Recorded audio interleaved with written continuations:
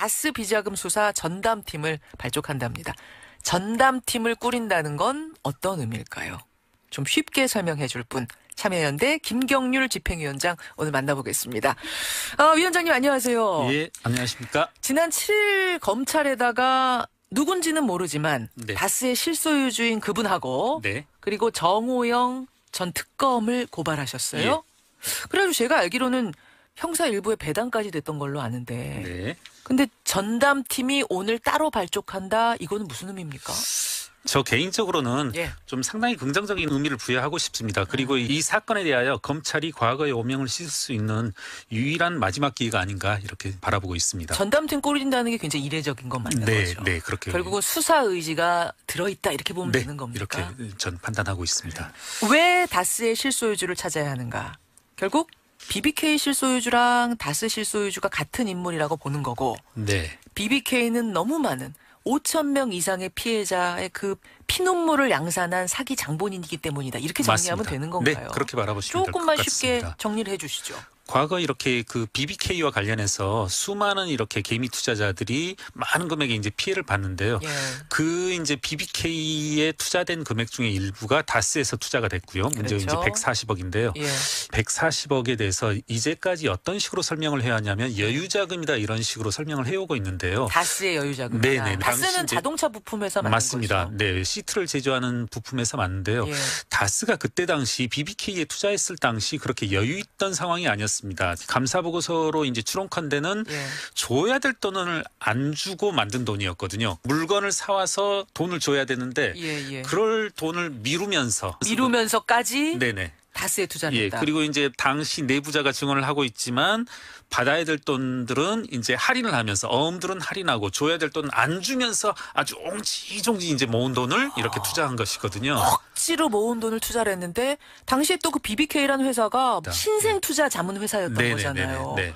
신생의 그 회사에다가 뭘 믿고 그렇게 돈을 막 어거지로 모아서 140억 원이나 몰아줬느냐. 이것도 그렇죠. 잘 설명이 안 되고. 네네 맞습니다. 네. 그리고요. 돈을 회수하는 과정에서 청와대에서 대책 회의를 하고 그런 이제 문건들이 계속 이제 양산이 되고 있으니까요. 그렇죠. 이 과정에서 다스의 실소유주, BBK의 실소유주가 누구냐는 이제 명백한 어떤 정황상의 어떤 증거가 나오는 거죠. 예. 그리고 또 그 5,000명 피해자 가운데 돈을 돌려받은 사람이 별로 없는데 네, 그렇죠. 다스는 다 받아갔죠. 그죠? 그렇죠. 네, 맞습니다. 그것도 예. 참 희한한 거죠. 그렇죠. 예, 예, 예.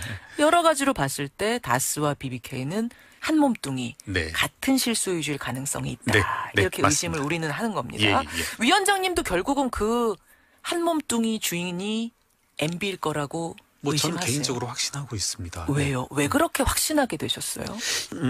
이런 식으로 접근해 보고 싶습니다. 저는 다스의 실소유주가 법적 외관과 달리 주주명부에 있는 사람은 아니다라고 이제 파악했던 게 예. 역시 이제 모 주간지 기자께서 이렇게 과거 폭로했던 다스에서 청와대에 보고한 문건인데요. 예. 당시 이제 김재정 씨가 돌아가시고 나서 상속세를 계산한 이제 문제의 문건입니다. 일반적이라면 김재정 씨의 상속세액이 이와 같이 485억이 된다. 이 정도로 끝나면 되는데요. 예. 여기 이제 김재정 씨라 하면 천암 말씀하시는 네, 거죠? 맞습니다. MB의 천암. 네, 과거 다스의 대주주로 표기되었던 이상은 김재정 사실은 네. 동업의 형태로 맞습니다. 다스가 만들어진 거죠. 네네네. 장부상은. 네네. 이명박 대통령 이름은 거기에 어디도 전혀 없어요. 없습니다. 1%도 없습니다. 예, 예. 예. 그래서 김재정 씨가 돌아가시고 이제 상속세를 내야 되는데 예. 다스를 제외하고서 상속세를 계산해 보고 있습니다. 전형적으로 회계사들이 이런 계산은 많이 하거든요. 여러분 여기서 잠깐 힌트를 드릴 것은 우리 김경률 위원장은 회계사세요. 직업이. 네네. 예. 참여연대 집행위원장 하고 계시지만 예. 그래서 이런 장부를 이렇게 잘 보시는 거예요. 네. 이게 뭐냐면 예를 들어 이런 겁니다. 예. 제가 어떤 드러내기 힘든 소득이 있을 때 우리 PD님에게 부탁을 하는 거예요. 너가 더 추가적으로 부담하는 세금을 내줄 테니까 내 소득을 너가 좀 받아가 나오. 이런 경우거든요. 되게 친해요. 되게 네네네. 친한 사이예요. 예. 그래서 우리 위원장님의 숨겨야 될 재산을 네. 제가 좀 대신 제 재산으로 그렇죠. 넣어주는 대신 네. 거기에 따른 세금은 당연히 위원장님이 내겠다. 맞습니다. 걱정 말고 좀 받아 숨겨다오. 그렇죠. 그래서 우리 PD님이 내야 될 세금이 이렇게 있는데 예. 제가 부탁한 소득을 제외했더니 이만큼 세금이 나오더라. 그리고 나서 여기에 이제 어떤 표현이 나오냐면 예. 그래서 김재정 씨의 세금에 대해서 다스에서 보존해줘야 될 금액 이렇게 해서 나오는 겁니다. 이 장부가 무슨 장부예요? 어디서 이게 나온 지금 장부예요? 다스에서 제작해서 청와대로 보고한 문건이라고 하는데요. 이게 이 상속에 관한 자료는 아무나 쉽게 만들 수 있는 자료는 아닙니다. 그러니까 다스의 일개 격리 직원이 만들 수 있는 건 아니고 김재정 씨의 재산 현황을 속속들이 알고 있는 세무 전문가가 예. 이제 다스의 의뢰에 의해서 만들었겠죠. 예. 실소유주에게 보고될 수밖에 없는 자료인데 예. 이런 것들이 청와대에 왜 보고됐다라면 갖겠느냐. 이 회사의 실제 소유주는 청와대에 있었던 사람이다. 이렇게밖에 볼 수 없지 않나 싶습니다. 그게 하나의 이유고요. 네. 또 하나는 MB 아들 이시영 씨가 맞습니다. 다스 직원인데 네. 승승장구하고 있다는 것도 이유로 꼽히더라고요. 예, 어느 그렇습니다. 정도나 승승장구하고 있는데요. 지금 현재 입사한 지 5년밖에 되지 않았는데 예. 중국에 있는 생산 기지들 사실 다스에서 중국 현지법인이 그 차지하는 비중은 아주 막대하거든요. 이 4개 현지법인의 대표이사를 맡게 됐습니다. 올해부터. 4개 현지법인에. 네. 네. 아니 능력이 너무 출중해서 그럴 수도 있는 거 아니에요? 이시영 씨가 다스에 입사하고 나서 벌어진 일이라고는 사실은 다스의 해체, 다스의 어떤 중요한 생산 부분들이 다 어디론가 이제 분산되어지는 그런 것밖에 없거든요. 그렇게 본다라면 다스로만 놓고 본다라면 예. 유능한 운영자라고 하긴 힘들죠. 예. 그러니까 4개 법인을 5년 된 직원이 다 장악하는 네. 걸 어떤 아무리 능력이 뛰어나다라고 해도 설명하기 그렇죠. 어려울 정도의 승승장구다. 맞습니다. 한 80억을 횡령한 직원이 네. 지금까지 아무 처벌도 안 받고 회사에 잘 다니고 있다. 이것도 네. 하나의 이유로 꼽히던데 이건 무슨 말입니까? 맞습니다. 사실은 저희들이 다시 이렇게 고발을 하게 된 계기도 그것인데요. 예. 어떤 비자금의 실체 이것들을 이제 저희가 명확하게 이제 증거를 가지고 입수를 했고 그것들이 다스 내부장부와 정확히 일치합니다. 120억을 조성하고 만든 사람이 여직원이고 그 여직원은 하나도 처벌을 받지 않았다. 이건 이제 쉽게 상식적으로 도저히 접근할 수 없는 겁니다. 예. 이게 상당히 치밀하게 만들어진 거거든요. 17명의 43개 계좌로 네. 아주 치밀하게 만들었습니다. 이 국세청의 2008년 당시 금융소득 정확과세도 피하게끔 아주 주도 면밀하게 설계되어진 건데 이게 과연 일개 여직원에 의해서 설계되어질 수 있는 작품인가 하면은 절대 그건 아니라고 있을 수가 없는 일이죠. 여러 사실은. 가지 이런 것들을 다 종합해 볼 예. 때 결국 주인은 네. 따로 있고 네. 그 따로 있는 주인은 MB 아니겠는가라고 우리 참여연대 위원장도 의심하시고 네. 국민들도 의심하고 맞습니다. 그래서 이렇게 전담팀까지 꾸려진 거예요. 예. 근데 이게 몇 번째 수사죠? 지금 5번째 수사로 5번째. 알고 있습니다. 예. 그럼 그동안에 4번은 왜 아무것도 못 잡은 겁니까? 왜 수사가 실패한 겁니까? 정호영 특검의 경우에는 상당히 실체에 접근했던 것 같습니다. 그리고 그걸 은폐했다는 혐의가 짓고요. 그래서 이번에 저희가 따로 또 고발을 하게 됐고. 정호영 특검을 진짜 보니까 이번에 같이 고발을 하셨어요. 예, 맞습니다. 예. 그리고 그 2012년경에 있었던 이광범 특검의 경우에는 예. 보게 되면 상당히 이렇게 실체적 진실에 접근하려고 노력을 했었던 것 같습니다. 그런데도 이렇게 청와대 측이라든가 이시영 씨, 이상은 씨 이런 일가가 예. 조직적으로 이렇게 방해하고 수사에 전혀 협조하지 않은 그런 흔적이 역력하고요. 정호영 특검이 그러니까 첫 번째 수사를 한 사람인 거죠? 그렇습니다. 2008년에. 네네. 근데 이명박 대통령이 그러면 당선된 후에 수사가 이루어졌던 거잖아요. 당선인 시절인 것 같습니다. 정확히는. 시절, 인수위 시절인 네네네. 거죠. 예. 그렇죠. 네. 그때 어떤 식으로 은폐를 했다고 보시는 건가요? 이 덮었다는 것의 실체가 적극적으로 다스와 협조하여서 예. 실소유주와 협조하여서 드러난 증거마저 묻어버렸던 것이죠. 그러니까 120억의 비자금이 운용되다가 이거를 다시 다스에 입금토록 한 겁니다. 비자금을 만들어서 사용하고 외부에 둔 채로 수사를 마감하거나 그 수사 결과를 뭐 국세청이라든가 검찰이 했었다라면 예. 세법에 의해서도 조세범이 될 테고요. 뭐 검찰은 당연히 횡령 이런 은닉죄가 되겠죠. 그렇겠네요. 그런데 이거를 이제 마치 아무 일 없었던 것처럼 복원을 해놓은 거거든요. 그 정호영 특검이 특검 종료된 후에 네, MB가 주인이던 영포빌딩에 입주한 거 이것도 뒤늦게 밝혀졌죠. 그렇죠. 이것도 네. 참 이상한 점 중에 그렇죠. 하나인 거죠. 네네네. 정호영 전 특검도 같이 수사해달라 이번에 같이 고발을 하신 거예요. 네, 네, 저희는 그럴 수밖에 없다고 봅니다. 공소시효는 얼마 남지 않았다면서요. 예, 정호영 특검. 2018년 2월경까지로 알고 있습니다. 그렇군요. 이번엔 될까요? 그러면 이게 제일 중요한 질문인데 이번엔 될 거라고 보십니까? 5번째 수사는? 저는 이제 기대를 걸고 있는 것이 이제까지 이렇게 그 비자금이 어떤 식으로 운영되는지는 최초로 이제 이게 발견된 거거든요. 구체적인 형태로는. 장부. 네네. 검찰의 수사 의지가 있다라고 한다라면 예. 이건 충분히 밝혀낼 수가 있지 않나. 그런 것들을 파보면 결국은 될 거다라는 희망을 하고 계시는 거죠. 예. 예전보다 훨씬 구체적인 어떤 장부도 나왔고 증언도 나오고 정호연 있고. 전 특검이 네. 그렇죠. 감춘 것도 나오고 네. 증언도 나오고 네. 운전기사를 했던 분은 나는 MB가 다스의 실소유주일 거라는 걸 1000% 확신한다. 뭐 이런 맞습니다. 예, 그런 표현을 썼습니다. 있습니다. 적극적인 증언자들이 나타난 예. 것도 이번에 성공할 수 있는 것, 뭐 희망을 걸어볼 네. 만한 이유다. 예. 이런 말씀. 예, 검찰이 다스 전담 수사팀을 오늘 발족한다는 뉴스를 전하면서 다스의 실소유주와 정호용 특검을 이미 지난 7일에 고발했습니다. 네. 참여연대 김경률 집행위원장 오늘 만나봤습니다. 홍준표는 이런 사고방식이니까 이 사람 스스로가 지금 어떤 확장성도 없이 내부적으로 그런 얘기가 나오고 있잖아요. 여자 홍준표에 휘둘린 제1야당. 그래서 그 유해 씨가 라이언 인형 들고 들어가던 그 시점부터 지금 최고위원회를 안 열고 있어요. 무서워서. 그게 더 웃긴 것 같아요. 오늘 윤리위 열리지 않나요? 네, 26일 날. 오늘입니다. 네. 예. 자유한국당 윤리위원회가 당협위원장 탈락 이후 과도한 발언 등으로 구설에 오른 류여해 최고위원을 제명하기로 했습니다. 이제 유해가 간접적으로 막말 배틀하고 있잖아요, 지금. 네. 오늘 한 말은 유해는 엄마 내버리고 첩들인 아버지 큰딸로서 막아야 된다. 이렇게 이야기하고 있어요. 그게 막 에스컬레이터가 되고 있어가지고요. 근데 홍준표 대표는 제가 그런 얘기 해드렸던가요? 노무현 대통령님 그 임기 말에 처음으로 방송위원회 부위원장이었던 저를 부르셨어요. 안 부르시다가. 부르셔서 엄청 혼내셨어요. 혼낸 이유는 최 부위원장이 방송에 관해서 나에 관해서 방송이 조금이라도 배려하는 보도를 내보내도록 노력한 적이 있냐 이거였어요. 너무 심했죠. 그때 방송이. 저도 지금 생각하면 정말 너무 심해서 그 심한 걸 시정하지 못한 건 잘못한 일이다 이런 생각이 들거든요. 근데 그때 무슨 얘기를 했냐면 돌이켜보면 집권 전부터 보수 언론과의 싸움, 전쟁을 하면서 대통령이 됐는데 보수 언론의 감시가 너무 심하고 흔들기가 심해서 큰 사고를 안 치게 됐다 결과적으로. 그런 말을 하신 적이 있어요. 저에게. 참 역설적으로 그런 말이죠.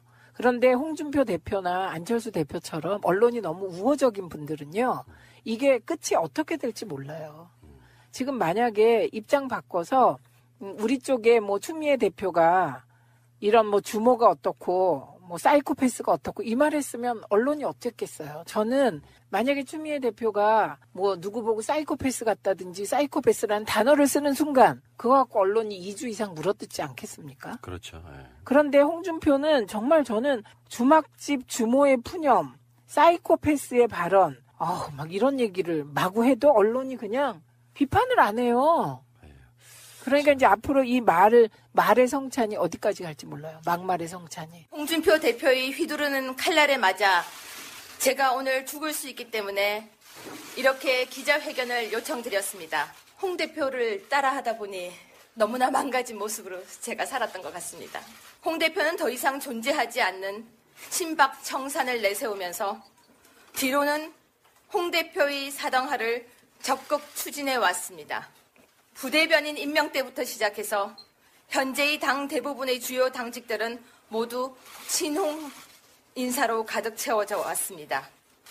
지역 당협에서 당원들이 해당 위원장의 자격을 문제 삼고 있지만 홍 대표에게 줄을 선 당협위원장, 제대로 지역 관리를 하지 않았지만 홍 대표의 약점을 알고 있는 당협위원장 등은 살아남았고 물론 이에 대한 녹취도 가지고 있습니다. 당의 공천관리위원회가 아직 출범하지도 않았는데 지망생들이 홍 대표의 비선실세인 김 원장에게 줄을 대려고 애쓰는 모습은 마치 청산되어야 할 적폐의 그 모습 그 자체입니다. 저는 홍 대표가 당권 장악을 위해 고난을 함께한 동지를 버리고 배신자들과 악마의 거래를 한 것이라고 선언합니다.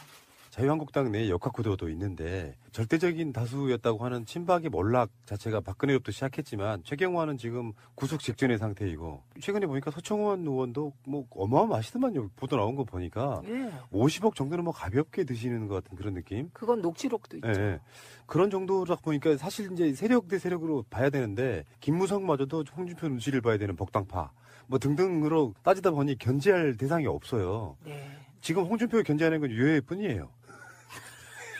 그런데 홍준표 자체가 좀 약간 이가 약간 좀 쉬었다 가면서 홍준표 씨의 성향을 보면요, 약간 좀 루저에 가까워요. 예전에도 보면 추미애 대표가 팔짱 맡겨도 얼굴 빨개지는 스타일이야. 유효회 같은 그 양심 품고 덤비는 사람을 못 당하는 것 같아요. 그래서니까 페이스북으로 정치를 하고 있는 거예요. 나 같으면 얼굴 대놓고 직접 이야기할 수 있을 것 같은데 그거 안 해요. 그래서 홍준표 자체가 지금 유효회에 도망다니는 그런 느낌인데 얼마나 웃겨요, 공당이. 그렇죠. 최고위원회를 못 열고 있다는 거. 이러다가 이제 최고위원회를 장소를 바꿔서 열지 않을까요? 그러니까요.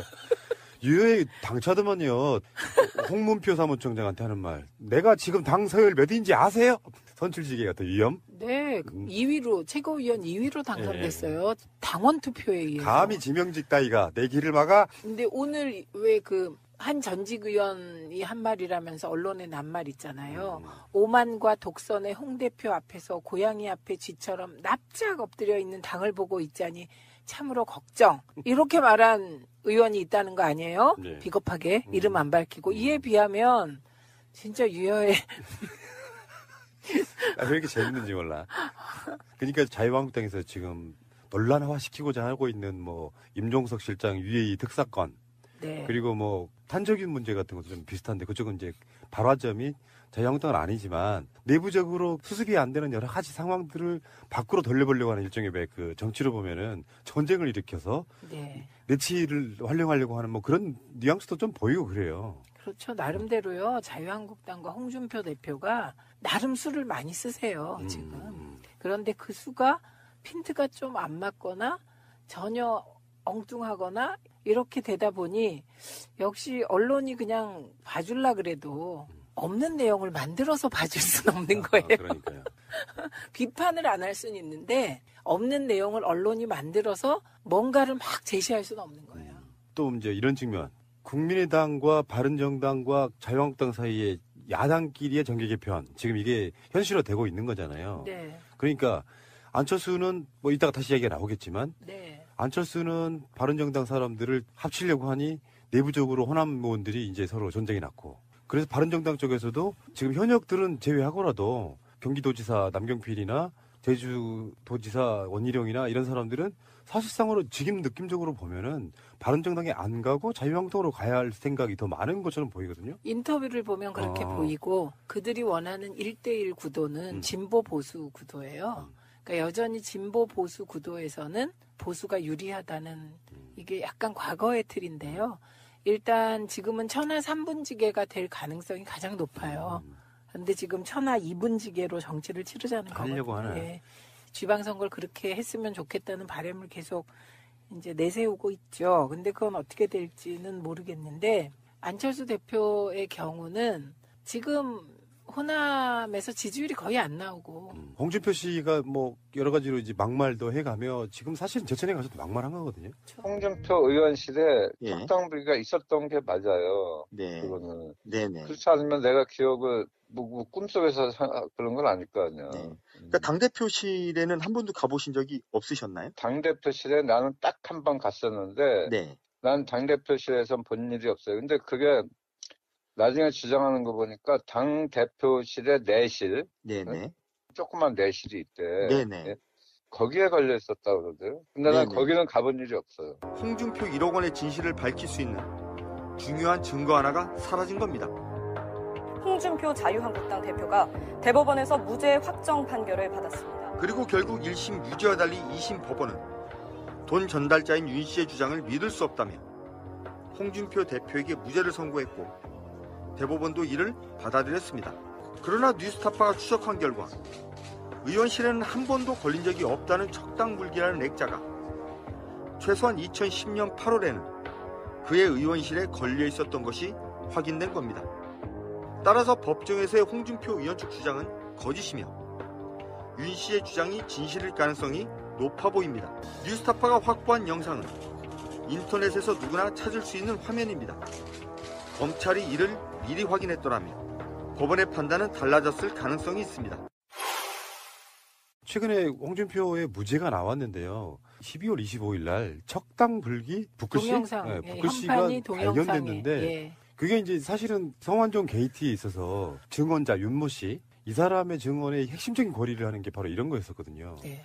당 대표실에서 이걸 받네 안 받네 뭐 여러 가지 부분들이 있잖아요. 그러니까 홍준표 의원실에서 봤다고 윤승모는 처음에 증언을 했는데 홍준표 의원실인지 보좌관들의 방인지 모르지만 분명히 척당 불기라는 그 문구를 봤다 그랬고 이거에 대해서 홍준표 대표는 이 척당 불기는 당 대표실에만 걸려 있었다 이렇게 얘기를 했죠. 그게 이제 거짓말로 증명됐는데 무죄 난 다음에 이 동영상이 이건 나왔어요. 정말 억울하네요. 진짜 억울하네요. 국민이 억울하죠. 네. 그분이 그 윤승모 씨가 한자를 좀 많이 하는 분인데 척자를 자기가 처음 본 글자였대요. 그래서 찾아보기까지 하면서 그래서 그게 계속해서 기억에 남았던 부분인데 공교롭게도 이게 예전 그 당시에 MBC 뉴스 동영상에서 뉴스타파가 찾아낸 거예요. 2010년 8월 예, 거였죠. 그런데 왜 이제서 찾았어? 부장검사 등 4명이 서울구치소로 찾아왔지만 조사 거부했다. 이런 경우 처음 보지 않았어요? 불가능하죠. 보통 사람들은 검찰에 우리가 이제 송치 나갈 때 제일 피곤한데 검치 나간다고 검치 하잖아요. 나간다고 할게요. 예, 피곤한데 뭐 보통 사람들이 검치를 거부하는 건 있을 수 없는 겁니다. 이거는 진짜 특권이세요. 그런 입장에서 보면. 그리고 이제 무려 그 부장검사 등 4명이 구치소로 조사를 하러 갔는데 30분 실갱이를 벌이다 결국은 조사를 못했다는 얘기거든요. 이거는 뭐 보통 사람은 상상할 수 없는 일이고 다만 박근혜 대통령은 지금 지난번에 이제 구속 연장 결정을 사법부가 하면서 사법부도 믿지 못하겠다. 그래서 철저하게 이 재판을 이제 정치 재판으로 끌고 가서 지지자를 최대한 결집해 내겠다. 뭐 그런 의도로 보이고요. 이번 건은 또 참 면목 없는 일이잖아요. 대통령이 국정원의 특수활동비를 40여억 원, 여억 뇌물로 받은 거죠? 뇌물로 받았다는 것에 관한 수사니까 참 조사를 해도 면목이 없고 창피한 일일 뿐만 아니라 지금 뭐 비서실장들, 박근혜의 비서실장들, 그 다음에 심지어 문고리 3인방 중에 2명이 박근혜 대통령이 돈 가져오래서 가져왔고 그냥 어디다 늘에서 넣었다 지금 이렇게 다 박근혜 대통령한테 미루고 있는 형국이어서 지금 조사를 받기도 참 국민 볼 면목이 없는 그런 상황이기도 한 것 같습니다. 예. 최 변호사님, 이게 법적 관계를 어떻게 해서 이해를 해야 되는 거예요? 우리 그 법무부로 실제 온몸으로 체험한 사람들도 이해를 못하니 이게 법적 관계는 어떻게 되는 겁니까? 현재 그 기소돼서 재판이 진행되고 있는 사건은 최순실 씨를 포함한 그 사람들과의 그 국정농단 사건, 거기도 물론 뇌물죄가 포함되어 있습니다만은 그걸로 재판을 받고 있는데 추가 수사가 이제 쭉 이어지고 또 청와대 문건 같은 게 발견되고 국정원의 내부 자료가 발견되고 하면서 특수활동비가 지금 처음 또 문제가 됐죠. 그래서 역대 국정원장들이 지금 차례차례 구속이 되고 있고 또 차례차례 조사를 받고 최근에 이제 마지막 남아있던 이원종 비서실장조차도 자기도 그 받았다. 라고 자수서를 썼다 그러잖아요. 네. 그 자수서라고 하는 것의 의미는 그 자수를 내가 해서 내 범행을 미리 밝힌다. 이게 이제 이병기 전 비서실장이 먼저 썼던 방법이죠. 그러니까 자수가 그렇게 해서 본인이 자수서를 제출하고 그게 기록에 남으면 법적으로 그거를 2분의 1까지는 감경을 해줄 수 있는 조항이 있습니다. 아예. 감경 조항이 되나요? 네네. 자수 감경이라고 해가지고요. 그러니까 이제 그걸 노리고 가벼운 처벌을 원해서 이제 그렇게 하는 건데요. 그러니까 당연히 그 자수서를 낸 사람은 그 내용을 당연히 부인을 하지 않는 것이고요. 그 있었던 일들을 또 구체적으로 소상히 밝혀야지만 자수로서 인정이 됩니다.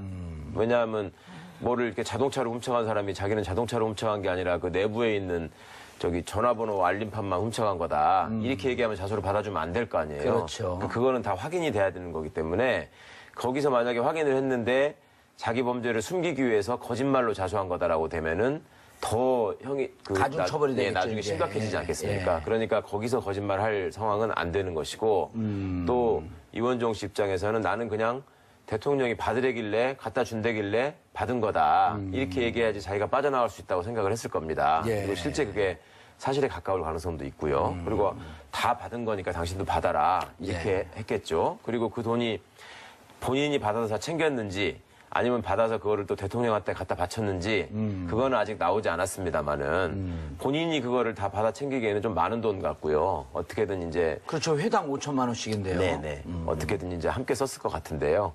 그 부분이 이제 드러나야 되고 그러면 검찰 입장에서는 결국 이게 최종 기착지가 어디냐, 그러니까 애초에 출발은 어디냐 이걸 따져봐야 되는데 지금 관련된 사람들이 전부 다 당시에 박근혜 씨가 대통령으로서 지시한 거다. 그리고 우리는 지시에 따라서 그대로 이행을 했고 앞사람이 그렇게 했기 때문에 뒷사람은 또 앞사람이 그렇게 했다고 인수인계를 해주길래 나는 한 거다.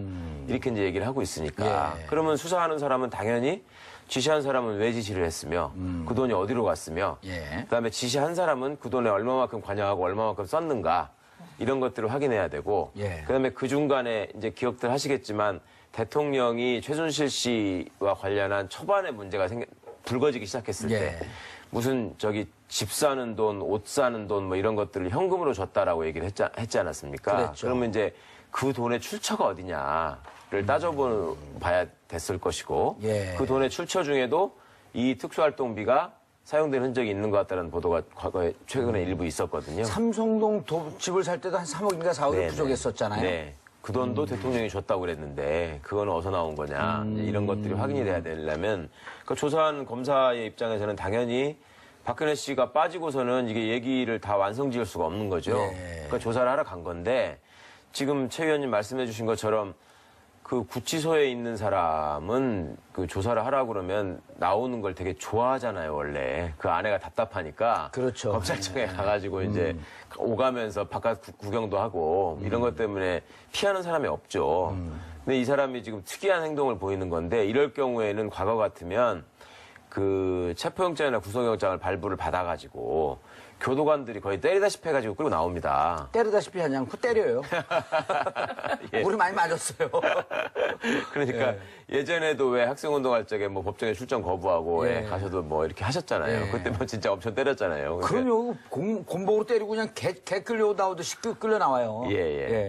근데 요새는 이제 뭐 그렇게까지는 안 하겠지만 하여튼 그걸 용납을 안 하는데 일단 뭐 조사를 좀 받아주시죠 하고 찾아간 것도 굉장히 이례적인 일이고 어찌 보면 법적 권한이 인정은 되는 거예요? 어떻게 되는 거예요? 지금 우리 최민희 의원은 특혜다 이렇게 얘기하셨거든요. 네. 아니 그러니까 이제 가기 싫다고 할 권한도 물론 있죠. 진술을 거부할 권한도 있는 것처럼 그런데 보통 사람들이 이런 범죄를 저지르고 했을 때 검찰이 언제 한번 야 그러면 저희가 찾아가서 조사하는 출장 서비스를 하겠습니다 한 적이 언제 있었습니까? 무조건 오라 그러는 거고 말씀드린 것처럼 영장받아 끌고 나오죠. 근데 찾아갔다는 것 자체가 이 사람이 전직 대통령이었다는 신분을 의식해서 일종의 특혜를 베푼 거고요. 검찰 입장에서는. 그리고 그 과정에서도 또 죽어도 조사를 못 받겠다라고 나오는 거는 철저하게 이건 정치적 행동이고 아까 최 의원님께서는 좋게 뭐 국민들한테 면목이 없지 않겠냐 말씀을 하시지만 솔직히 국민들한테 미안해서 뭐 부끄러워서 그렇다기보다는 자기 입장만 지금 내세워가지고 안 나온다고 봐야 되지 않겠습니까? 내가 너네들한테 조사를 받아? 이런 거 아니겠어요?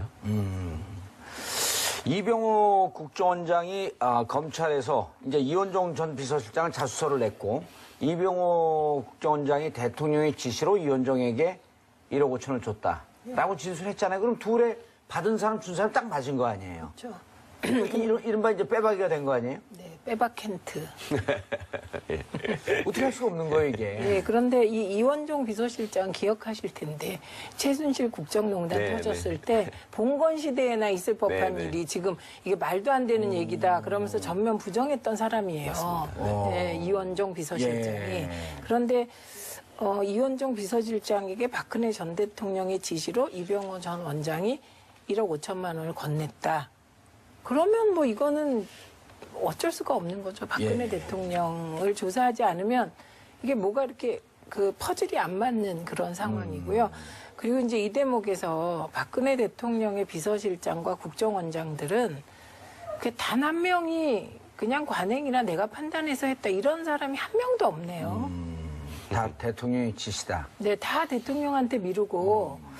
우병우는 미루잖아요. 결국은 우병우는 박근혜 대통령을 존경한다고 그렇게 막 공개적으로 언론에 대고 얘기했던 사람도 결국은 박근혜 대통령한테 다 미루고 자기 위치에서 자기 역할을 내가 했다 이런 사람이 하나도 없는 거죠. 알겠습니다. 최 변호사님 좀 정리를 해주실 필요가 있는데 우리 시청자분들도 워낙 혐의가 많기 때문에 박근혜 전 대통령의 혐의가 18가지, 적용 법률이 5가지.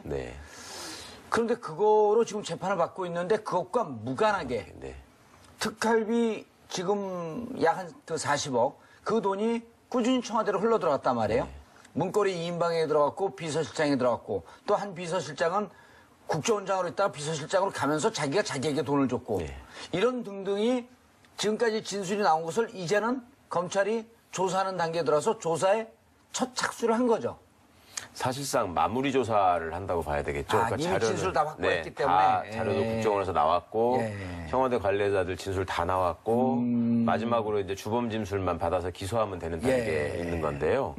아까 이제 이원종 비서실장 얘기 잠깐 하셨는데 그때 왜 국회 운영위인가 거기 출석해가지고 왜 정말 있을 수 없는 일이고 말도 안 되는 일이라고 말을 했었잖아요. 이 사람은 진짜 몰랐던 것 같아요. 저는 저 느낌에. 그때 뭐 실세도 아니었고. 그리고 비서실장 딱 5개월 했거든요. 그렇죠. 5개월인가 6개월 했죠. 5개월 했나요? 네, 5개월 했습니다. 그런데 5개월 중에 석 달 받고 지금 2달은 못 받았거든요. 근데 요 시기가 보면 그때 이제 내부적으로 최순실 문제가 불거질 상황이 되고 이게 위험하다고 생각을 하니까 그때부터는 안 준 거고 안 받은 거고 그게 이제 국정원 내부에서도 사실은 그런 얘기가 나오지 않았습니까? 계속 정기적으로 전달하고 당연히 줘야 되는 돈으로 알다가 최순실 사건이 불거지기 시작하면서부터 최순실이라는 이름이 나오면서부터 안 줬다 이랬는데 그러면 이게 법적으로도 중요한 의미가 있는 것이 이 사람들은 지금 전략적으로 보면 자기가 살아야 되겠다는 게 이제 가장 큰 목표고 아까 최 의원님 말씀에 어떻게 자기가 했다는 사람이 아무도 없고 다 시켰다고 하느냐라고 말씀을 하시는데 자기가 살겠다는 생각이 앞서니까 당연히 그렇게 나갈 수밖에 없는 거죠. 그리고 법적으로도 우병우 씨가 그동안에 이거는 민정수석이 당연히 해야 되는 일이다. 내 업무 범위에 있다. 그다음에 대통령 지시를 받아서 하는 일이고 그렇다면 나는 월권을 한 게 아니다라는 주장을 해가지고 계속 구속영장이 기각되면서 빠져나오는 걸 보지 않았습니까? 그러니까 이 사람들도 이제 일종의 같은 수법을 써서 나도 살아야 되겠다라는 생각을 하는 것이었는데 결국은 이 돈을 주고받고 하는 과정에서 대통령 지시가 있었다. 그전부터 해오던 일이다. 뭐 특활비는 원래 영수증 없이 쓰는 일이니까 그렇게 써도 되는 줄 알았다. 뭐 이런 식의 얘기를 하고 있었는데 사실은 이게 석 달만 받고 2달 못 받은 사람이 있는 걸로 봐서는 자기들도 아 이거는 떳떳한 돈이 아니다라는 거는 알면서 다 했던 거다. 돈의 성격이 부정한 것이다라고 하는 것을 미필적 고의. 미필적 고의죠. 다 알고 있었다는 거죠. 그리고 그 전달한 국정원 기조실장이라는 사람도 뭐 떳떳하게 가서 준 게 아니라 어디 청와대 근처로 차 몰고 가가지고 뒷골목에서 몰래 줬다는 거잖아요. 그리고 혼자 가면 슈킹할까 봐, 아니 슈킹이 아니라 뭐지? 배달 사고 낼까 봐 둘이 같이 가고 증인을 꼭 데리고 갔고. 그러니까 그 사람이 또 지금 구속이 안 되고 있다는 걸 또 주목해서 보셔야 됩니다. 그러니까 국정원 기조실장이라는 자리가 이현수 기조실장. 애초에 정권에서 보기에 가장 믿을 수 있는 사람을 거기다가 갖다 두는 자리고 또 국정원장을 견제하면서 그렇습니다. 약간 계보가 다른 곳에서 국정원장이 워낙 힘이 세니까 농단을 할까봐 견제 의미로 기조실장 갖다 박는 거죠. 예전부터 뭐 김현철 사건 YS 때 그때도 국정원 기조실장이 등장해서 문제가 됐었고 항상 그 유명한 기조실장들이 있었는데 이 사람도 기조실장을 되게 오래 했었거든요. 그런데 아직 구속이 안 되고 있는 거는 뭐냐면 기조실장이 그동안에 가지고 있었던 정보가 많기 때문에 기조실장 자리가 중요하다는 거거든요. 왜냐하면 국정원은 부서마다 다 칸막이가 완벽하게 있어가지고 다른 데서 무슨 일을 하는지를 잘 모르는데 기조실장은 여기서 다 돈이 지급되기 때문에 무슨 공작에 무슨 활동에 돈이 얼마가 들어간다는 걸 기조실장은 안다는 거니까. 전체적으로 이렇게 우산 위에서 보듯이 다 보고 있다. 그래서 기조실장이 중요하다는 거거든요. 그러니까 이 사람이 그와 관련해서 유의미한 진술을 검찰이 많이 한 것 같습니다. 그러니까 국정원 입장에서는 어떻게 빠져나갈 수 도저히 없는 상황이기 때문에 국정원장들이 줄줄이 얘기를 하고 자수서까지 내는 거고. 알겠습니다. 자, 그런데 오랜만에 이제 검찰이 찾아간 거 빼고 10월 기준으로 접견 기록이 0. 박 전 대통령. 박 전 대통령. 야, 뭘 하고 있을까요, 이 안에서? 만화 보고 대하 소설 읽고 지금 그런다고 알려졌죠. 바람의 파이터. 최배달 나오는 거. 최배달 나오는 거. 혹시 무슨 풍력 발전에 관심 있는 건 아닐까요? 바람의 파이터. 근데 우리가 이제 그 감옥에 있다 보면 이 접견을 하게 됩니다. 왜냐하면 접견할 때 자유롭잖아요. 그러면 왔다 갔다 하면서 예, 그리고 연출되면서. 예, 그리고 그렇기 때문에 그 부모님들이 옛날에 이제 학생들이 감옥에 있으면 매일매일 면회를 이제 구치소에서 오고 뭐 그랬던 이유는 이제 운동시키려고 그러기도 하고 답답하니까 대화라도 좀 하고 이러려고 하는 거거든요. 얼마나 답답해요. 예, 그런데 그 지금 접견 기록이 제로라는 건 그런 거 하나도 안 한다는 거잖아요. 그런데 운동은 한다고 합니다. 예, 운동을 한 1시간 내지 1시간 반 운동을 한다고 하니까 건강관리는 서울구치소에서는 안 살아보셨죠? 네, 저는 서대문에서 서울구치소 만들기 전에 지금 서울구치소는 이렇게 가운데서 전체 원이 나팔 모양의 이렇게 개인 운동 공간들이 있어요. 미결수에. 그래갖고 이제 혼자서 운동하거나 아니면 이제 잡범들은 2-3명 묶어서 같이 하고 주로 이런 공안사범들은 혼자 운동을 합니다. 그 한 30분 정도 시간을 주는. 근데 1시간 내지 1시간 반 하고 있다고 하고요. 그런데 이게 이제 최순실이나 이재용 삼성전자 부회장 같은 경우는 그냥 접견 기록이 100번씩 이렇게 돼요. 그런데 이제 제로라는 건데 이게 이제 스스로 자기를 고립시키고 혼자 있는 거잖아요. 심지어 유영아 변호사하고도 이제 뭐 더 이상 안 하죠. 안 하고 있는 거죠. 그러니까 변호사 사임을 했기 때문에. 예, 그리고 원래 이제 재임 중에도 드라마를 유독 좋아했다는 소문이 바닥에 돌아서 뭐 길라임, 박라임 막 이런 소문까지 있었는데 이게 시간은 이제 뭐 만화를 보거나 대하소설을 읽으면 보내질 것 같습니다. 근데 그 의도는 저는 일관되다고 봅니다. 철저하게 외부하고 고립시키고 은폐시켜서 저는 박근혜식 감옥형 신비주의 플러스 정치재판. 네, 이렇게 보이네요. 뭐 할까? 지금 언론들이 그러잖아요. 다. 뭐 하고 지낼까? 접견이 0이래. 일단 그 신비주의는 1차적으로는 성공한 것으로 보입니다. 예, 알겠습니다. 그런데 최 변호사님, 이렇게 외부하고 딱 차단한 게 이제 지금 최민희 의원이 말씀하셨듯이 신비주의 이런 것도 있지만 어쨌든 지금 재판은 이제 안 하겠다. 당신들 재판을 믿지 못하겠다라고 하면서 정치적 선언한 거로 봐야 되지 않나요? 그거 자체가 그러니까 정치적 메시지를 부작위에서 계속 전달하고 있는 거잖아요. 나는 정치적 희생양이다. 정치적으로 이 상황을 결국 극복하는 것 외에는 방법이 없다라는 생각도 일부 하는 것 같고요. 그 다음에 본인이 그동안에 정치를 해오면서 또 청와대 생활을 하면서 계속 혼밥을 즐겨 했다는 거 아닙니까? 그리고 예전에 대변인 했었던 그 전효옥 씨 말씀에 의하면 자기를 다른 사람하고 완전히 다른 사람이라고 생각한다는 거잖아요. 그러니까 본인은 일종의 왕 같은 사람이고 나머지 사람들은 그냥 신민들인데 내가 그 신민들 앞에 가가지고 앉아서 재판 받는 것 자체가 굉장히 그건 말이 안 된다라는 생각을 하는 것 같고 그리고 의원님 말씀처럼 그렇게 혼자 있음으로써 그간에 쌓아왔던 정치적인 어떤 그 성과 같은 게 있다고 지금도 믿는 것 같아요. 그러니까 혼자 있으면서 계속 나는 지금 힘들다, 희생당하고 있다라는 메시지를 전달하면 지금도 서울구치소 앞에 가면은 지금도 늘 집회하시는 분들이 있고 그 플랜카드가 많이 걸려 있거든요. 그 아픈 박 대통령을 뭐 즉각 석방하라 이런 얘기들이 많이 붙어 있는데 그걸 계속 소구하는 것 같고요.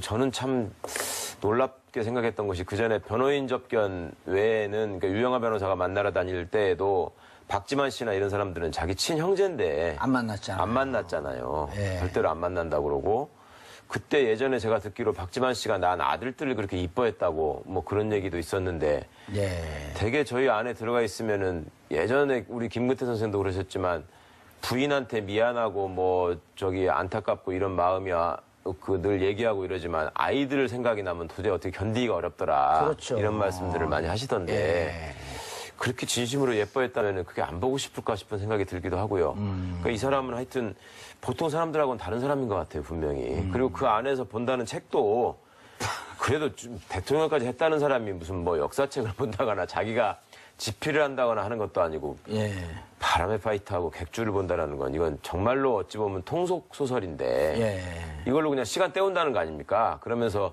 말로는 무슨 뭐 역경을 딛고 뭐 성공하는 거를 한다고 미화는 하지만 그것도 좀 어느 정도 수준 있는 얘기를 해야지. 이게 소설이 수준이 낮다는 얘기가 아니라 보이고 있는 행동 자체가 지금 굉장히 품위 없는 일을 하면서 본인은 굉장히 품위를 지키고 있다고 착각하는 것 같습니다.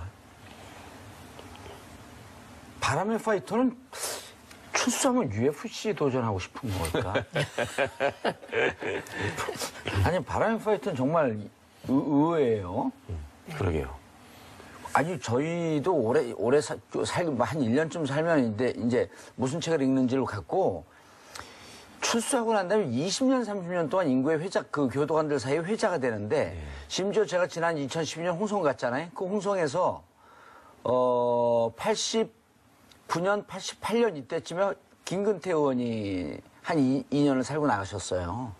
네. 그때 교도관이 제가 들어가니까 이제 고참 교도관이 됐는데, 그때 김근태 의원의 행동은 어떠하였으며, 그때 무슨 책을 읽었으며, 다른 재소자들과의 사이는 어떠했으며, 라는 것을 무슨 백과사전 기록하듯이 샅샅이 알고 있어요. 그러니까 설사 소설책을 보거나 드라마를 열심히 보고 싶어도 좀 창피해서라도 일부러 더 어려운 철학책을 보려고 노력하고, 드라마를 안 보려고 하고요. 왜냐하면 다른 사람들 다 우리를 보고 있거든요. 네.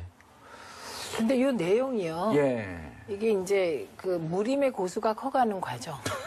그다음에 대상인으로 성장하는 과정이거든요. 그러니까 여전히 박근혜 전 대통령을 지배하는 감성이 소녀 가장인 것이 아닐까 싶어요. 그래서 이것도 하나의 성장통으로. 실현기로. 그래서 지나서 이제 또 대통령 재선에 도전하게. 그렇죠. 그러니까 그 대통령에 다시 도전할지는 모르겠습니다만 어쨌든 이 과정을 그런 소녀적 감성으로 실현이나 성장통으로 받아들이면서 바람의 화이터 불끈 이러고 있는 게 아닐까.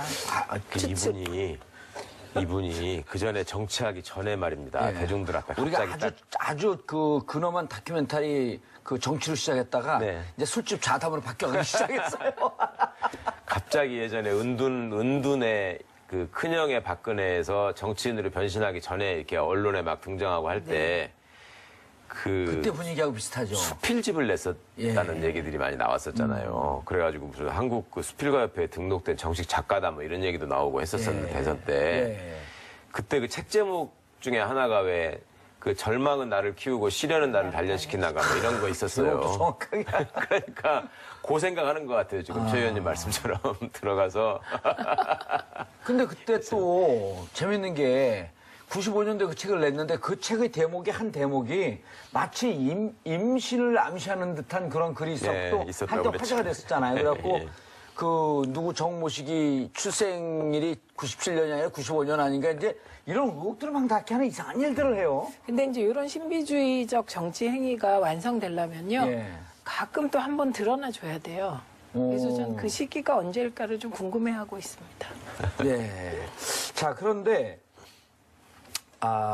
중요한 건 최근에 MH 그룹 미샤나 호세이니온 대표가 이게 어느 나라 사람? 미샤나 호세이니온. 이게 아랍 사람인가요? 호세인이 들어간 거 보면 아랍 사람 같기도 하고. 아랍계 미샤나니까 프랑스 사람 같기도 하고. 어쨌든 이분이 이 사람이 한국에 방문해서 건강이 나빠져 외부 병원에 입원해야 한다고 계속 주장을 하고 있거든요. 네, 근데요, 이상한 건 이분이 박 전 대통령을 못 만났어요. 한 번도 면담한 적이 없죠. 네, 못 만나고 이런 주장을 하니까 이 MH그룹의 이 미샤나 후세인이 이라는 이분에게 이런 일을 하게 하는 그룹이 누군지가 궁금한 거죠. MH는 정몽헌의 이니셜인데, 몽헌. 원래는 그랬었죠. 그래서 좀 이것도 좀 돌출적인 일이에요. 그러니까요. 이상한 일입니다, 이거 진짜로. 이상한 일이에요, 진짜.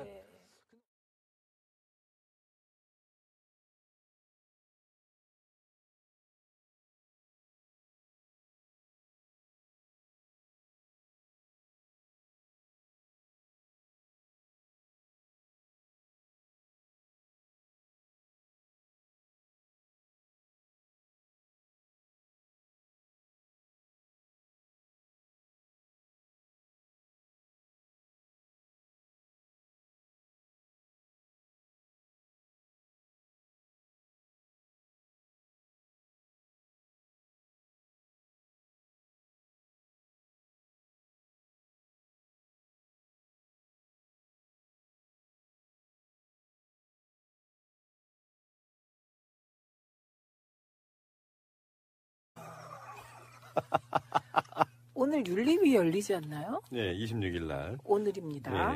네. 자유한국당 윤리위원회가 당협위원장 탈락 이후 과도한 발언 등으로 구설에 오른 류여해 최고위원을 제명하기로 했습니다.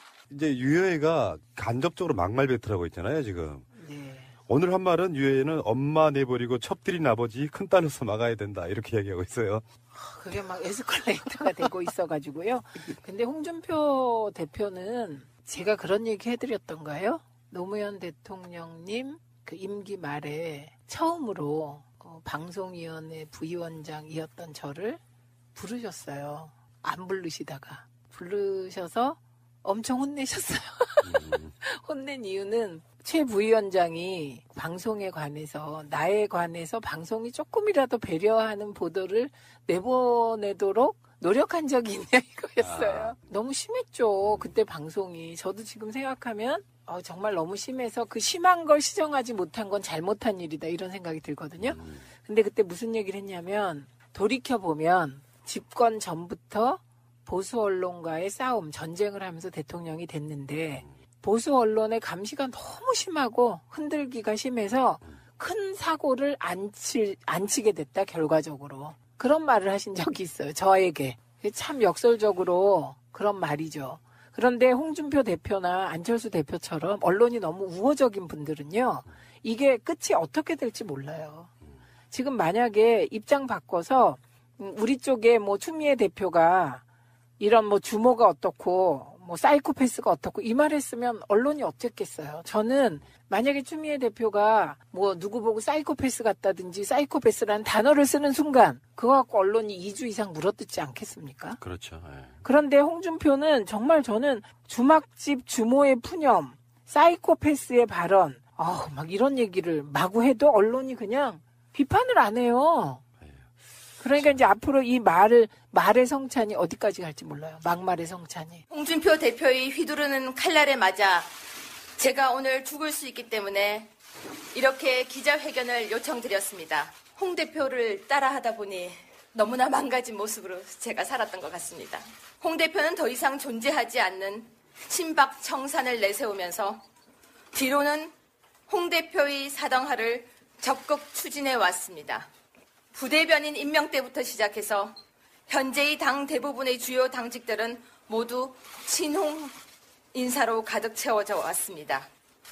지역 당협에서 당원들이 해당 위원장의 자격을 문제 삼고 있지만 홍 대표에게 줄을 선 당협위원장, 제대로 지역 관리를 하지 않았지만 홍 대표의 약점을 알고 있는 당협위원장 등은 살아남았고 물론 이에 대한 녹취도 가지고 있습니다. 당의 공천관리위원회가 아직 출범하지도 않았는데 지망생들이 홍 대표의 비선실세인 김 원장에게 줄을 대려고 애쓰는 모습은 마치 청산되어야 할 적폐의 그 모습 그 자체입니다. 저는 홍 대표가 당권 장악을 위해 고난을 함께한 동지를 버리고 배신자들과 악마의 거래를 한 것이라고 선언합니다. 자유한국당 내에 역학구도도 있는데 절대적인 다수였다고 하는 친박의 몰락 자체가 박근혜로부터 시작했지만 네, 과거 다스의 대주주로 표기되었던 이상은 김재정 사실은 네. 동업의 형태로 맞습니다. 다스가 만들어진 거죠. 네네네. 장부상은. 네네. 이명박 대통령 이름은 거기에 어디도 전혀 없어요. 없습니다. 1%도 없습니다. 예, 네. 예. 그래서 김재정 씨가 돌아가시고 이제 상속세를 내야 되는데 예. 다스를 제외하고서 상속세를 계산해 보고 있습니다. 전형적으로 회계사들이 이런 계산은 많이 하거든요. 여러분 여기서 잠깐 힌트를 드릴 것은 우리 김경률 위원장은 회계사세요. 직업이. 예, 참여연대 집행위원장 하고 계시지만 그래서 이런 장부를 이렇게 잘 보시는 거예요. 네. 이게 뭐냐면 예를 들어 이런 겁니다. 예. 제가 어떤 드러내기 힘든 소득이 있을 때 우리 PD님에게 부탁을 하는 거예요. 너가 더 추가적으로 부담하는 세금을 내줄 테니까 내 소득을 너가 좀 받아가다오. 이런 경우거든요. 되게 친해요. 되게 네네네. 친한 사이예요. 예. 그래서 우리 위원장님의 숨겨야 될 재산을 네. 제가 좀 대신 제 재산으로 그렇죠. 넣어주는 대신 네. 거기에 따른 세금은 당연히 위원장님이 내겠다. 맞습니다. 걱정 말고 좀 숨겨다오. 그렇죠. 그래서 우리 PD님이 내야 될 세금이 이렇게 있는데 예. 제가 부탁한 소득을 제외했더니 이만큼 세금이 나오더라. 그리고 나서 여기에 이제 어떤 표현이 나오냐면 예, 그래서 김재정 씨의 세금에 대해서 다스에서 보전해줘야 될 금액 이렇게 해서 나오는 겁니다. 이 장부가 무슨 장부예요? 어디서 이게 나온 지금 장부예요? 다스에서 제작해서 청와대로 보고한 문건이라고 하는데요. 이게 이 상속에 관한 자료는 아무나 쉽게 만들 수 있는 자료는 아닙니다. 그러니까 다스의 일개 격리 직원이 만들 수 있는 건 아니고 김재정 씨의 재산 원형을 속속들이 알고 있는 세무 전문가가 이제 다스의 의뢰에 의해서 만들었겠죠. 실소유주에게 보고될 수밖에 없는 자료인데 이런 것들이 청와대에 보고됐다라면 이 회사의 실제 소유주는 청와대에 있었던 사람이다. 이렇게밖에 볼 수 없지 않나 싶습니다. 그게 하나의 이유고요. 네. 또 하나는 MB 아들 이시영 씨가 맞습니다. 다스 직원인데 승승장구하고 있다는 것도 이유로 꼽히더라고요. 어느 정도나 승승장구하고 있는데요. 지금 현재 입사한 지 5년밖에 되지 않았는데 중국에 있는 생산기지들 사실 다스에서 중국 현지법인이 차지하는 비중은 아주 막대하거든요. 이 4개 현지법인의 대표이사를 맡게 됐습니다. 올해부터. 4개 현지법인. 네. 아니 능력이 너무 출중해서 그럴 수도 있는 거 아니에요? 이시영 씨가 다스에 입사하고 나서 벌어진 일이라고는 사실은 다스의 해체, 다스의 어떤 중요한 생산 부분들이 다 어디론가 이제 분산되어지는 그런 것밖에 없거든요. 그렇게 본다라면 다스로만 놓고 본다라면 유능한 운영자라고 하긴 힘들죠. 그러니까 4개 법인을 5년 된 직원이 다 장악하는 걸 어떤 아무리 능력이 뛰어나다라고 해도 설명하기 어려울 정도의 승승장구다. 맞습니다. 한 80억을 횡령한 직원이 지금까지 아무 처벌도 안 받고 회사에 잘 다니고 있다. 이것도 하나의 이유로 꼽히던데 이건 무슨 말입니까? 맞습니다. 사실은 저희들이 다시 이렇게 고발을 하게 된 계기도 그것인데요. 어떤 비자금의 실체 이것들을 이제 저희가 명확하게 이제 증거를 가지고 입수를 했고 그것들이 다스 내부장부와 정확히 일치합니다. 120억을 조성하고 만든 사람이 여직원이고 그 여직원은 하나도 처벌을 받지 않았다. 이건 이제 쉽게 상식적으로 도저히 접근할 수 없는 겁니다. 이게 상당히 치밀하게 만들어진 거거든요. 17명의 43개 계좌로 아주 치밀하게 만들었습니다. 이 국세청의 2008년 당시 금융소득 종합과세도 피하게끔 아주 주도 면밀하게 설계되어진 건데 이게 과연 일개 여직원에 의해서 설계되어질 수 있는 작품인가 하면은 절대 그건 아니라고 있을 수가 없는 일이죠. 사실은. 여러 가지 이런 것들을 다 종합해 볼 때 결국 주인은 따로 있고 그 따로 있는 주인은 MB 아니겠는가라고 우리 참여연대 위원장도 의심하시고 국민들도 의심하고 맞습니다. 그래서 이렇게 전담팀까지 꾸려진 거예요. 근데 이게 몇 번째 수사죠? 지금 5번째 수사로 알고 있습니다. 그럼 그동안에 4번은 왜 아무것도 못 잡은 겁니까? 왜 수사가 실패한 겁니까? 정호영 특검의 경우에는 상당히 실체에 접근했던 것 같습니다. 그리고 그걸 은폐했다는 혐의가 짓고요. 그래서 이번에 저희가 따로 또 고발을 하게 됐고. 정호영 특검을 진짜 보니까 이번에 같이 고발을 하셨어요. 예, 맞습니다. 그리고 그 2012년경에 있었던 이광범 특검의 경우에는 보게 되면 상당히 이렇게 실체적 진실에 접근하려고 노력을 했었던 것 같습니다. 그런데도 이렇게 청와대 측이라든가 이시영 씨, 이상은 씨 이런 일가가 조직적으로 이렇게 방해하고 수사에 전혀 협조하지 않은 그런 흔적이 역력하고요. 정호영 특검이 그러니까 첫 번째 수사를 한 사람인 거죠? 그렇습니다. 2008년에. 네네. 근데 이명박 대통령이 그러면 당선된 후에 수사가 이루어졌던 거잖아요. 당선인 시절인 것 같습니다. 정확히는. 시절, 인수위 시절인 거죠. 그렇죠. 그때 어떤 식으로 은폐를 했다고 보시는 건가요? 이 덮었다는 것의 실체가 적극적으로 다스와 협조하여서 실소유주와 협조하여서 드러난 증거마저 묻어버렸던 것이죠. 그러니까 120억의 비자금이 운용되다가 이거를 다시 다스에 입금토록 한 겁니다. 비자금을 만들어서 사용하고 외부에 둔 채로 수사를 마감하거나 그 수사 결과를 뭐 국세청이라든가 검찰이 했었다라면 세법에 의해서도 조세범이 될 테고요. 뭐 검찰은 당연히 횡령 이런 은닉죄가 되겠죠. 그렇겠네요. 그런데 이거를 이제 마치 아무 일 없었던 것처럼 복원을 해놓은 거거든요. 그 정호영 특검이 특검 종료된 후에 MB가 주인이던 영포빌딩에 입주한 거 이것도 뒤늦게 밝혀졌죠. 그렇죠. 이것도 참 이상한 점 중에 하나인 거죠. 네네네. 정호영 전 특검도 같이 수사해달라 이번에 같이 고발을 하신 거예요. 네. 저희는 그럴 수밖에 없다고 봅니다. 공소시효는 얼마 남지 않았다면서요? 2018년 2월경까지로 알고 있습니다. 그렇군요. 이번엔 될까요 그러면? 이게 제일 중요한 질문인데 이번엔 될 거라고 보십니까? 5번째 수사는?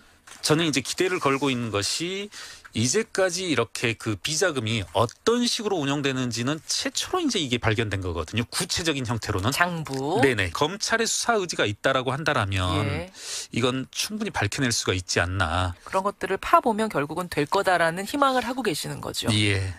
예전보다 훨씬 구체적인 어떤 장부도 나왔고 증언도 나오고 정호연 전 있고. 특검이 그렇죠. 감춘 것도 나오고 네. 증언도 나오고 네. 운전기사를 했던 분은 나는 MB가 다스의 실소유주일 거라는 걸 1000% 확신한다. 뭐 이런 그런 표현을 썼습니다. 적극적인 증언자들이 나타나는 것도 이번에 성공할 수 있는 것, 뭐 희망을 걸어볼 만한 이유다. 이런 말씀. 검찰이 다스 전담 수사팀을 오늘 발족한다는 뉴스를 전하면서 다스의 실소유주와 정호용 특검을 이미 지난 7일에 고발했습니다. 참여연대 김경률 집행위원장 오늘 만나봤습니다.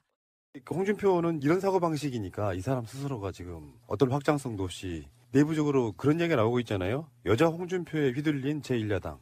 그래서 그 유해 씨가 라이언 인형 들고 들어가던 그 시점부터 지금 최고위원회를 안 열고 있어요. 무서워서. 그게 더 웃긴 것 같아. 서청원은 지금 구속 직전의 상태이고 최근에 보니까 서청원 의원도 뭐 어마어마하시더만요. 보도 나온 거 보니까 50억 정도는 뭐 가볍게 드시는 것 같은 그런 느낌. 그건 녹취록도 있죠. 그런 정도라 보니까 사실 이제 세력 대 세력으로 봐야 되는데 김무성마저도 홍준표 눈치를 봐야 되는 복당파 뭐 등등으로 따지다 보니 견제할 대상이 없어요. 지금 홍준표를 견제하는 건 유해뿐이에요. 그런데 홍준표 자체가 좀 약간 이가 약간 좀 쉬었다 가면서 홍준표 씨의 성향을 보면요, 약간 좀 루저에 가까워요. 예전에도 보면 추미애 대표가 팔짱 맡겨도 얼굴 빨개지는 스타일이야. 유해 같은 그 앙심 품고 덤비는 사람을 못 당하는 것 같아요. 그랬으니까 페이스북으로 정치를 하고 있는 거예요. 나 같으면 얼굴 대놓고 직접 이야기할 수 있을 것 같은데 그거 안 해요. 그래서 홍준표 자체가 지금 유해에 도망다니는 그런 느낌인데 얼마나 웃겨요, 공당이. 그렇죠. 최고위원회를 못 열고 있다는 거. 이러다가 이제 최고위원회를 장소를 바꿔서 열지 않을까요? 그러니까요. 유해 당차더만요. 홍문표 사무총장한테 하는 말. 내가 지금 당 서열 몇인지 아세요? 선출직에 같은 위험? 네. 2위로, 최고위원 2위로 당선됐어요. 당원 투표에 의해서. 감히 지명직 따위가 내 길을 막아? 근데 오늘 왜 한 전직 의원이 한 말이라면서 언론에 난 말 있잖아요. 오만과 독선의 홍 대표 앞에서 고양이 앞에 쥐처럼 납작 엎드려 있는 당을 보고 있자니 참으로 걱정. 이렇게 말한 의원이 있다는 거 아니에요? 비겁하게 이름 안 밝히고. 이에 비하면 진짜 유효해. 왜 이렇게 재밌는지 몰라. 그러니까 자유한국당에서 지금 논란화시키고자 하고 있는 뭐 임종석 실장 UAE 특사건 그리고 뭐 탄저균 문제 같은 것도 좀 비슷한데 그쪽은 이제 발화점이 자유한국당은 아니지만 내부적으로 수습이 안 되는 여러 가지 상황들을 밖으로 돌려보려고 하는 일종의 그 정치로 보면은 전쟁을 일으켜서 내치를 활용하려고 하는 뭐 그런 뉘앙스도 좀 보이고 그래요. 그렇죠. 나름대로요. 자유한국당과 홍준표 대표가 나름 수를 많이 쓰세요. 지금. 그런데 그 수가 핀트가 좀 안 맞거나 전혀 엉뚱하거나 이렇게 되다 보니 역시 언론이 그냥 봐줄라 그래도 없는 내용을 만들어서 봐줄 수는 없는 거예요. 그러니까요. 비판을 안 할 수는 있는데 없는 내용을 언론이 만들어서 뭔가를 막 제시할 수는 없는 거예요. 또 이제 이런 측면. 국민의당과 바른정당과 자유한국당 사이에 야당끼리의 정계 개편. 지금 이게 현실화되고 있는 거잖아요. 그러니까 안철수는 뭐 이따가 다시 얘기가 나오겠지만 안철수는 바른정당 사람들을 합치려고 하니 내부적으로 호남 의원들이 이제 서로 전쟁이 났고 그래서 바른정당 쪽에서도 지금 현역들은 제외하고라도 경기도지사 남경필이나 제주도지사 원희룡이나 이런 사람들은 사실상으로 지금 느낌적으로 보면은 바른정당에 안 가고 자유한국당으로 가야 할 생각이 더 많은 것처럼 보이거든요. 인터뷰를 보면 그렇게 보이고 그들이 원하는 1대1 구도는 진보 보수 구도예요. 그러니까 여전히 진보 보수 구도에서는 보수가 유리하다는 이게 약간 과거의 틀인데요. 일단 지금은 천하 3분지계가 될 가능성이 가장 높아요. 그런데 지금 천하 2분지계로 정치를 치르자는 거거든요. 지방선거를 그렇게 했으면 좋겠다는 바람을 계속 이제 내세우고 있죠. 근데 그건 어떻게 될지는 모르겠는데 안철수 대표의 경우는 지금 호남에서 지지율이 거의 안 나오고 홍준표 씨가 뭐 여러 가지로 다스 비자금 수사 전담팀을 발족한답니다. 전담팀을 꾸린다는 건 어떤 의미일까요? 좀 쉽게 설명해 줄 분 참여연대 김경률 집행위원장 오늘 만나보겠습니다. 위원장님 안녕하세요. 예, 안녕하십니까. 지난 7일 검찰에다가 누군지는 모르지만 네. 다스의 실소유주인 그분하고 네. 그리고 정호영 전 특검을 고발하셨어요. 예. 그래가지고 제가 알기로는 형사 일부의 배당까지 됐던 걸로 아는데 네. 근데 전담팀이 오늘 따로 발족한다. 이거는 무슨 의미입니까? 저 개인적으로는 예. 좀 상당히 긍정적인 의미를 부여하고 싶습니다. 그리고 이 사건에 대하여 검찰이 과거의 오명을 씻을 수 있는 유일한 마지막 기회가 아닌가 이렇게 바라보고 있습니다. 전담팀 꾸린다는 게 굉장히 이례적인 건 맞는 네, 거죠. 네, 그렇게. 결국은 수사 의지가 들어있다 이렇게 보면 네, 되는 겁니까? 이렇게 전 판단하고 있습니다. 왜 다스의 실소유주를 찾아야 하는가? 결국 BBK 실소유주랑 다스 실소유주가 같은 인물이라고 보는 거고 네. BBK는 너무 많은 5,000명 이상의 피해자의 그 피눈물을 양산한 사기 장본인이기 때문이다. 이렇게 정리하면 맞습니다. 되는 건가요? 네, 그렇게 바라보시면 될 것 조금만 같습니다. 쉽게 정리를 해 주시죠. 과거 이렇게 그 BBK와 관련해서 수많은 이렇게 개미 투자자들이 많은 금액의 이제 피해를 봤는데요. 예. 그 이제 BBK에 투자된 금액 중에 일부가 다스에서 투자가 됐고요. 문제 이제 그렇죠. 140억인데요. 예. 140억에 대해서 이제까지 어떤 식으로 설명을 해야 하냐면 여유자금이다 이런 식으로 설명을 해오고 있는데요. 다스의 여유자금. 네네. 다스는 당시 이제 자동차 부품회사 맞는 맞습니다. 거죠. 네, 시트를 제조하는 부품회사 맞는데요. 예. 다스가 그때 당시 BBK에 투자했을 당시 그렇게 여유 있던 상황이 아니었습니다. 감사 보고서로 이제 추론컨대는 예. 줘야 될 돈을 안 주고 만든 돈이었거든요. 물건을 사와서 돈을 줘야 되는데 예. 그럴 돈을 미루면서까지 네네. 다스에 투자를 예, 했다. 그리고 이제 당시 내부자가 증언을 하고 있지만 받아야 될 돈들은 이제 할인을 하면서 어음들은 할인하고 줘야 될 돈은 안 주면서 아주 옹지종지 이제 모은 돈을 이렇게 투자한 것이거든요. 억지로 모은 돈을 투자를 했는데 당시에 또 그 BBK라는 회사가 신생 투자 자문 회사였던 네네네네. 거잖아요. 네. 신생의 그 회사에다가 뭘 믿고 그렇게 돈을 막 어거지로 모아서 140억 원이나 몰아줬느냐. 이것도 그렇죠. 잘 설명이 안 되고. 네네 맞습니다. 네. 그리고요. 돈을 회수하는 과정에서 청와대에서 대책회의를 하고 그런 이제 문건들이 계속 이제 양산이 되고 있으니까요. 그렇죠. 이 과정에서 다스의 실소유주, BBK의 실소유주가 누구냐는 이제 명백한 어떤 정황상의 어떤 증거가 나오는 거죠. 예. 그리고 또 그 5,000명 피해자 가운데 돈을 돌려받은 사람이 별로 없는데 네, 그렇죠. 다스는 다 받아갔죠. 그 돈. 그렇죠. 네, 맞습니다. 그것도 예. 참 희한한 거죠. 그렇죠. 예, 예. 여러 가지로 봤을 때 다스와 BBK는 한 몸뚱이 네. 같은 실소유주일 가능성이 있다. 네, 네, 이렇게 맞습니다. 의심을 우리는 하는 겁니다. 예, 예. 위원장님도 결국은 그 한 몸뚱이 주인이 MB일 거라고 뭐 저는 의심하세요. 개인적으로 확신하고 있습니다. 왜요? 왜 그렇게 확신하게 되셨어요? 이런 식으로 접근해보고 싶습니다. 저는 다스의 실소유주가 법적 외관과 달리 주주명부에 있는 사람은 아니다라고 이제 파악했던 게 예. 역시 이제 모 주간지 기자께서 이렇게 과거 폭로했던 다스에서 청와대에 보고한 문건인데요. 예. 당시 이제 김재정 씨가 돌아가시고 나서 상속세를 계산한 이제 문제의 문건입니다. 일반적이라면 김재정 씨의 상속세액이 이와 같이 485억이 된다. 이 정도로 끝나면 되는데요. 예. 여기 이제 김재정 씨라 하면 천안 말씀하시는 네, 거죠? 맞습니다. MB의 천안.